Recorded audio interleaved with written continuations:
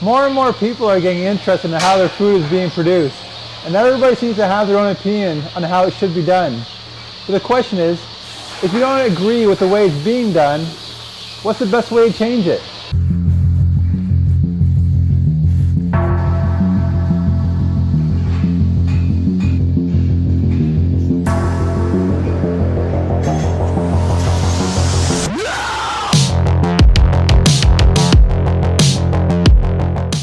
So what's the best way to influence agriculture? Well, it's not by being a social justice warrior on social media. And it's not even protesting or picketing or interfering in agriculture in some way. The best way is actually pretty simple. It's called supply and demand. So if you were to go to the grocery store and say you wanted to buy a carton of milk and you don't already have a favorite brand, how would you go about deciding which carton of milk to buy? Say you had two that were the exact same in every single way, except for one is 10 cents cheaper than the other. Well, you'd pick the one that's cheaper, wouldn't you?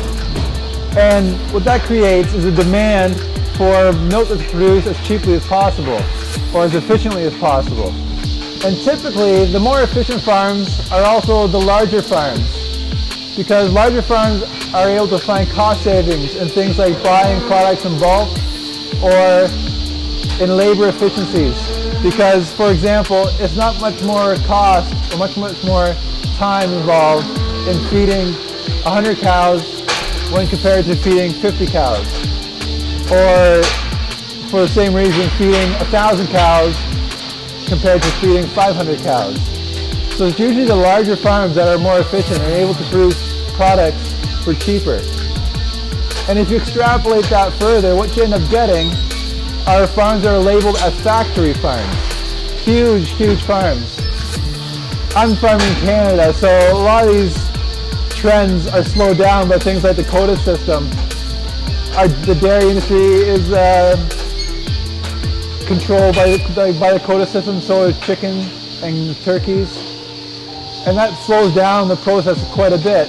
But our neighbors in the US, they're able to basically grow as quick as they're financially able to. And that's where you get a lot of those factory farms. And most consumers don't really like the idea of their food coming from factory farms. But the problem is, the choices that we are all making in grocery stores are creating the factory farms, are creating the demand to create factory farms.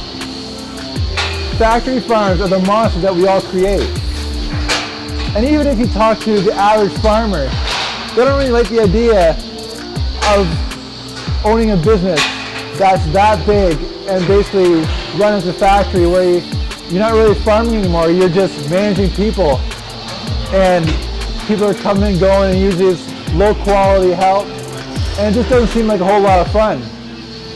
But even farmers, they don't really like the idea of the end game of the game that they're in. They're all striving to become more efficient, to grow bigger, to basically have a more profitable farm. And of course they are, because they got a family to feed as well. So on both ends, it's not really a trend that people are too fond of. So we've actually gone and visited farms in the US several times, just as part of like barn tours basically, or educational tours, so that we can learn from our neighbors. And usually the larger, more efficient, more profitable farms that we visit, when you visit them again several years later, they have to expand dramatically just so they can stay relevant, so they can stay profitable. And nowadays it seems like even 1,000 cow herds are starting to struggle and are on a downward trend unless they continue expanding. So it really seems like the game that we're playing is a race to the bottom. So eventually when I realized this, I started really thinking about what direction am I taking our farm? And that's when it came to think like maybe a better option would be to start producing a niche product. Basically, instead of trying to produce more for less, we could produce something that's better for more. And that way, there's not that constant pressure to get bigger and bigger and bigger. And instead, get better. And the way I'd like to, the niche market that I'd love to provide for would be the one for animal welfare, basically ethically sourced animal products.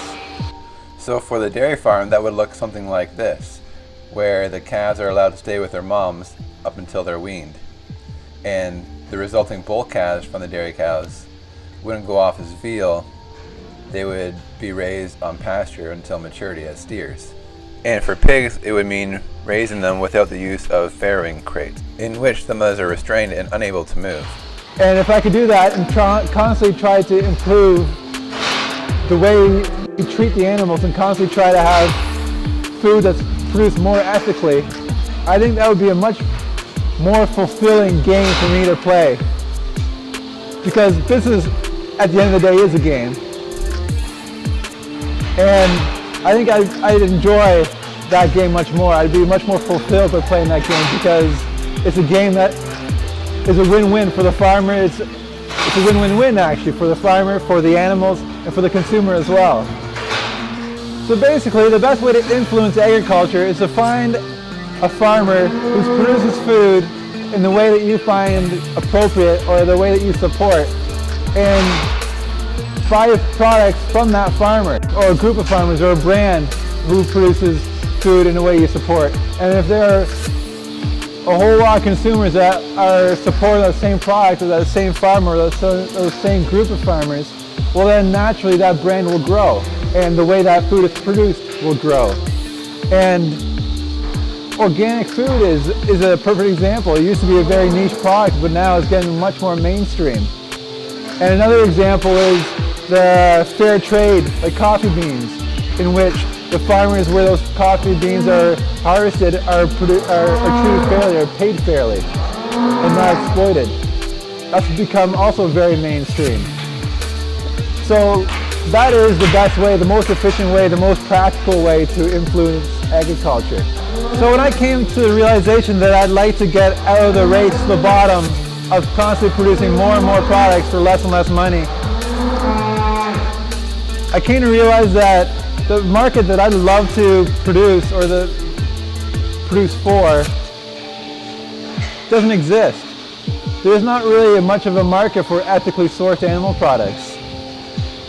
So what I've come to realize is I'm in a very unique position where I could produce ethically sourced animal products and then I could market it and then people could buy and support it and I could create that market basically from scratch. There's a fair bit of risk involved with that, so I'm not going to go and risk the dairy farm right off the bat and produce milk with that philosophy, but starting to raise some beef for ourselves and some turkeys, that's pretty low risk. I can start that fairly small, and then if I get some traction, well, then eventually I can keep growing it to the point where I could produce dairy, produce our milk with that same philosophy, and then eventually get more and more farmers on track. And before you know it, it could start a bit of a movement where more and more farmers are producing ethically sourced products, and instead of trying to produce more and more products for less and less money and trying to push for efficiency, they'd be pushing for animal welfare and try to get better and better instead of cheaper and cheaper. I think that'd be an amazing goal. I think that'd be an amazing career, an amazing direction to take my career. So that's what I'm going to be trying to do over the next several years. And yeah, if you enjoy this content or if you approve of my mission or the direction I want to take the farm and the market I want to create, make sure you subscribe because I'll be documenting it all right here on this YouTube channel.